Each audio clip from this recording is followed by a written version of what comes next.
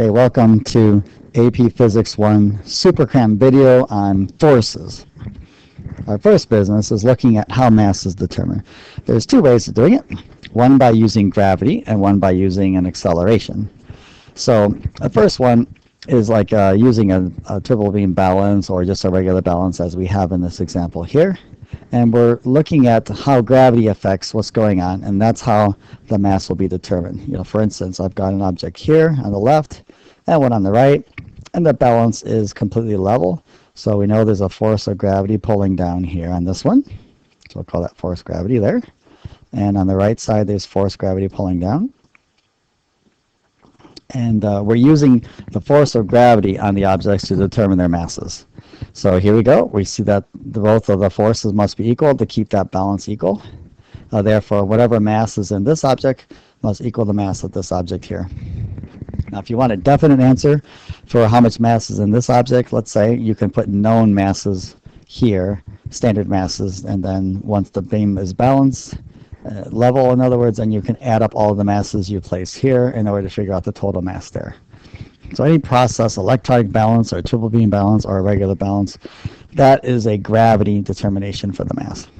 Okay, now what about inertial mass? Well, here we then just apply a force to the mass, So we'll just simply call those force applied. Okay, now you remember Newton's laws. The first law is about inertia. Okay, inertia is the resistance to change in motion. In other words, an object will stay at rest or constant velocity or constant motion until an outside force acts on it. And inertia will resist that change in motion. And then Newton's second law is F equals ma. And Newton's second law can be used to determine the inertial mass. So what do I mean by that? Well, if we have an applied force and we observe an acceleration, we can take that applied force, divided by the acceleration that we observe, and then you can determine the mass then. So if you determine mass using second law of Newton, that's called an inertial mass. Now what about Newton's third law? Okay, that one I always call the right back at you law. So we'll write that right there. Right back at you. So if I apply a force, I'm going to receive a force right back at me in the opposite direction. So for every action, there is an equal and opposite reaction.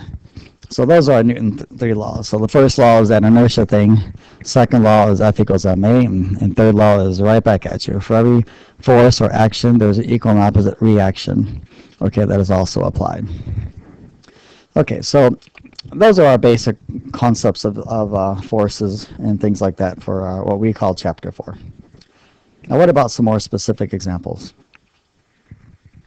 Well, let's see. We've got an applied force acting on this charcoal grill here. And what would the acceleration be then? Well, we're not actually going to calculate anything here today. We're just going to record forces and then use Newton's laws here.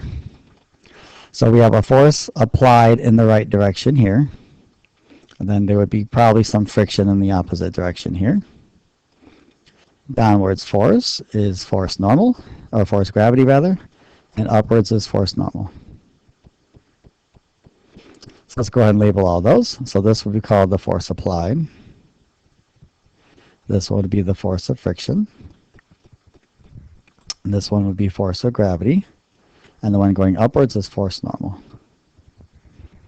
Okay, now remember, this is your action-reaction pair here. So normal force is going to equal gravity force in this example. So force normal is equal to force gravity. And again, force gravity is always equal to mass times acceleration of gravity. So let's say mg. Okay, and therefore the net force acting on this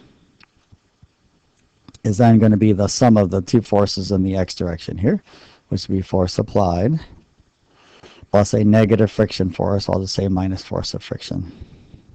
Okay, now remember that force friction is always force normal times mu. Remember, force normal can change its value. In this case, we're just going to set it equal to mg. And mu is the coefficient of friction. So that'll be something unique to all surfaces.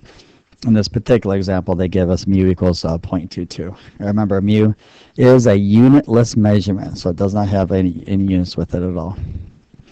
Okay, and that's the basics, okay, of using forces and also looking at Newton's laws. In the next video, we'll do some more examples.